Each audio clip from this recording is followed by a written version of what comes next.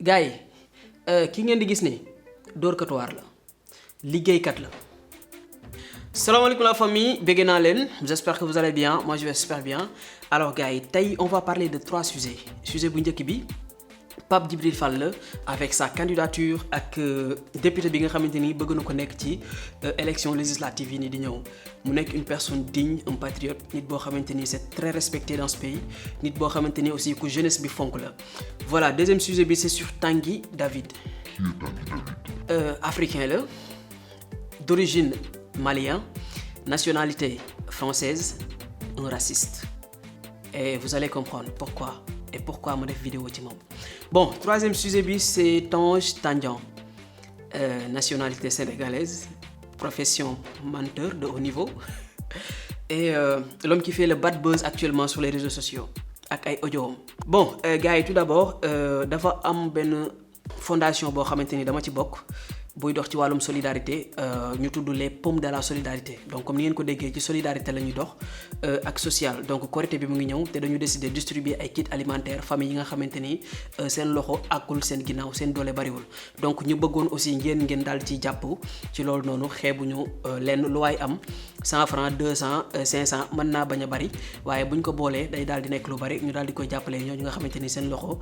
judul seen ginnaaw. Donc cagnotte bi ubbi nañ ko sànq voilà amagul dara lien bi mu ngi ci suuf description bi donc mën ngeen a dugg soit ngeen envoyé par Wave wala Orange Money numéro bii nii bu fekkee cagnotte bi day xaw a compliqué si ñenn ñi.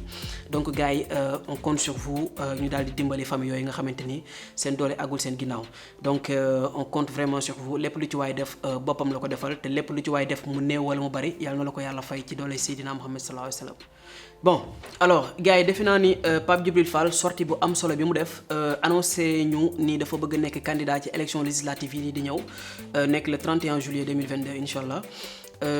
mu nekk loo xamante ni ñëpp ci kontaan rawatina jeunesse bi vraiment parce que Pape Djibril Fall ku ko xam ni Sénégal rek moo ko ñor c'est un patriote un vrai patriote xam ni jeunesse bi rek moo ko ñor. Donc kooku tey bu jógee ni dafa bëgg nekk candidat nekk député teewal sénégalais yi à l'Assemblée nationale teewal jeunes yi à l'Assemblée nationale satisfaction bu mag lañ ci am contentement bu mag a mag lañ ci am vraiment. mu nekk nag loo xamante ni lu ñàggoon a bëgg la lu ñàggoon a xaar la moom aussi nit la boo xamante ni mate na ko fépp patriote la.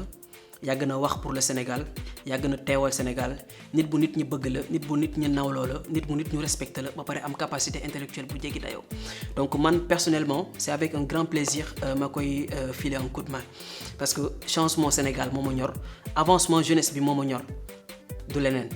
Bon élection yi mu ngi ñëw na daanaka presque 2 mois net moo ci des et Pape Djibril Fall pour mu nekk candidat il faut que ñu parrainer ko maanaam il faut que am ñu ne ko yow mi ànd nañ ci sa candidature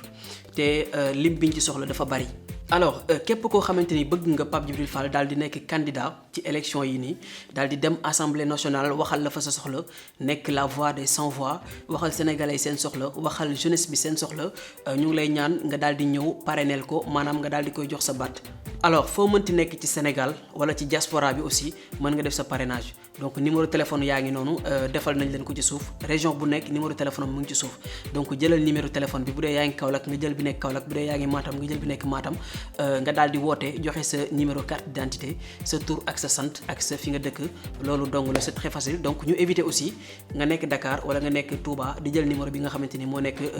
Matam wala bi nekk Kaolack voilà donc ñëw leen en masse gars yi maa ngi leen di invité ngeen ñëw en masse ngeen parrainé wu bu ko defee ñu jël Pape Djibril Fall yóbbu ko Assemblée nationale mu mën ñu fa teewal du ñu waxal suñuy soxla. Voilà nous tous derrière Pape Djibril Fall on compte sur vous. Bon gars yi Tanguy David non nit bu xoromoo ngi nii nit bu reetaanlu sax laay wax nit bu fàttali mu doon nit bu ñàkk a gëm boppam nit bu xeeb boppam mu ngi nii ku bon ci boppam kii ab africain la d'origine malien nationalité française la am 18 ans la am étudiant la en droit baayam ouvrier la yaayam fonctionnaire la voilà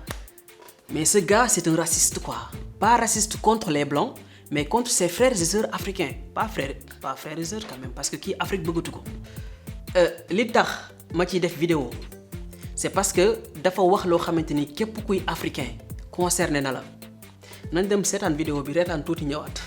je disais tout simplement qu'il faut commencer par expulser ces étrangers dont on ne veut pas, dont les Français ne veulent pas. On n'en veut pas de ces étrangers qui viennent profiter. On n'en veut pas, on n'en veut plus. On a assez, on a assez accepté de monde. Ils ont assez profité de nous, ils nous ont assez remplacés jusque-là. Et il faut que le grand remplacement prenne fin immédiatement, avant qu'il ne soit trop tard. Sinon, d'ici 2060, comme l'a dit l'excellente Marion Maréchal, nous serons devenus une république africaine. Hein. C'est-à-dire qu'en France, il n'y aura plus de Français, mais bien que des Africains, tout ce qu'on veut. Mais il est fou. La France sera remplie d'Africains. Donc si je comprends bien, il veut plus d'Africains en France. Mais il veut même pas de lui en France. S'il vous plaît, donnez-lui un miroir. Oh my god.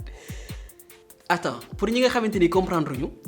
nee na France d'abord il faut que mu dàq africains yi nga xamante ni ñoo nekk biir France mu dàq leen d'abord et puis soxlaatuñu ay africains di jóge Afrique di ñëw France pour immigrer si c'est pas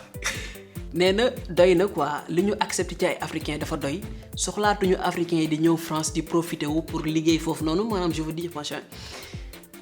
nee na sinon balaa ay 2060 France dëkku nit ku ñu lay nekk quoi dëkku africain non mais il se prend pour qui lui oh my god non mais sérieusement moom tubaab la jàppee boppam quoi tubaab on n'en veut pas on n'en veut plus maanaam moom dafa maas nuun gi quoi nuun gi ci boppam la maas boole boppam ci tubaab bi ak ñuulaayam non mais c'est grave et les Africains vont te détester et les Blancs moqueront de toi waaye Africains yi dañ lay bañ complètement tubaab bi moom jàpp la kañ quoi hey bro reviens sur terre en Afrique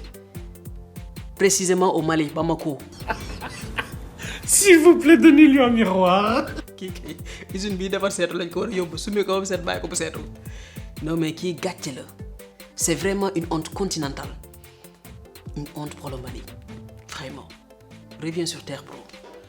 Bon Tanguy David c'est une honte pour le Mali une honte du Mali mais Tange Tandian c'est une honte de la presse sénégalaise c'est vraiment une honte de la presse sénégalaise Tange Tandian gars yi ki ngeen di gis ni dóorkat waar la liggéeykat la fen jariñu rek la xam amul leneen fen jariñu dóorkat waar la xam nga dafa am ñoo xamante ni dañoo nekk ci internet bi di fen rek ku nekk ñu fenal la mais moom ay fenam daf cee woy deng parce que du fen ci maali faro déedéet ay fenam du gratuite du fen ci gratuite waaye nag fen nga ba say fen weer la ni géej ki salaatul fatiha laa leen waatal de weeru koor bi su dee li may wax du dëgg la ma ci xos a jaamu yal na bu ma ko yàlla nangul Ousmane Sonko Adji Sarr dafa jël mën niwum mi ngi ci dossier bi ñu sele ko maa ngi lay naan Bougazelli bi ma woo dama foog nga jàppale ma man pare naa lépp loo bëgg mën na loo war laaj mën naa la ko jox kooku da ngay dem jël li ngay jël su amee benn wax nga waxal ko romb fële bàyyi gars yi di saaga wala di expliquer su ci paree moo xam su ci parewul moo xam parce que décidé woo Cheikh Yérim Seck noonu la def ba nekk fi millionnaire de yor fi ay këram yu dul jeex donc nag luñ ko saaga mi ngi suturaam mi ngi terangam yor ay këram yor ay bigaatam donc nag doo nekk ci milieu ba génn ci doo ci yor dara man sama bopp laay lijjanti man businessman laa fii gis nañ lu fi xew gis nañu Cheikh Yérim Seck waa LCP man sama intérêt gars yi ñoo ko déggandoo xam naa nag ndeysaan Tange da ngay dem xoole beneen méthode parce que bii mënatul dox ñi la daan fay ngay fen dootu ñu la mënatee fay parce que xam nañ ne actuellement say dëgg sax ay fen lay nekk ci nopp nit ñi je suis désolé mais nag gis naa ne yow moom gàcce du la rey parce que am nga courage ba léegi toog di jàkkaarloog sénégalais ci sa fauteuil boobu noonu di wax je me demande pourquoi ngay continuer di def sa émission boobu noonu biir Leral TV man leeral moom man li leer ci sama bopp man daal Leral TV daraam daal leerul quoi man je préfère Lëndëm TV. alors gars yi ma leen di fàttaliwaat cagnotte bi parce que peut-être ngeen fàtte ko ci diggante bi donc vraiment bëgg naa ngeen jàpp ci bu ko defee ñu atteindre suñu objectif mën a distribuer ay kits alimentaires yu bari ñi nga xamante ni vraiment ittewoo nañ ko donc jàpp leen ci lien baa ngi ci description bi di ngeen ko fekk sama page Facebook di ngeen ko fekk sama Instagram sama lien bi voilà di ngeen ko fekk partout quoi donc ngeen jàpp ci partager aussi su ko defee voilà lépp lu ci waay def daal yàlla na la ko yàlla fay doolay Seydina Muhammad sallallahu alayhi wasallam yaa ngeen jëf gars yi kontaan naa ci yéen bu baax a baax